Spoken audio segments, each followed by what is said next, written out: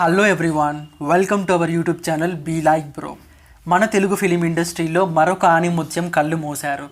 Famous comedian అయినటువంటి వేణుమాధవ్ గారు తీవ్ర అనారోగ్యం చేత ఈరోజు మధ్యాహ్నం సికింద్రాబాద్లోని ఒక ప్రైవేట్ హాస్పిటల్లో తన తుది శ్వాస విడిచారు. ఎన్నో సంవత్సరాలుగా తెలుగు సినిమాకు ఎనలేని సేవలు అందించిన ఈయన కొంతకాలంగా కిడ్నీ మరియు లివర్ సమస్యలతో బాధపడుతున్నారు.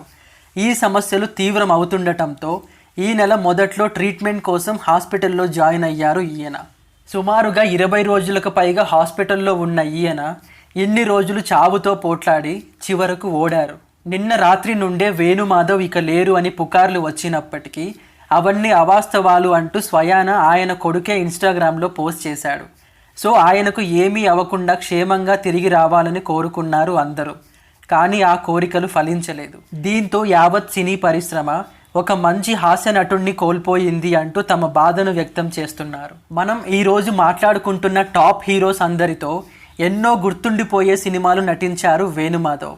హాస్య బ్రహ్మానందం గారి తరువాత అంతటి క్రేజ్ సంపాదించుకున్న ఏకైక కమీడియన్ ఈయన. ఇంతకాలం మనల్ని ఎంతగానో నవ్వించి ఈరోజు తనువు చాలించారు వేణుమాధవ్ గారు.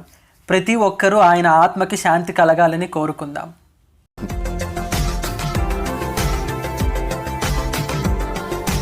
మరిన్ని అప్డేట్స్ కోసం మా ఛానల్ని సబ్స్క్రైబ్ చేయండి.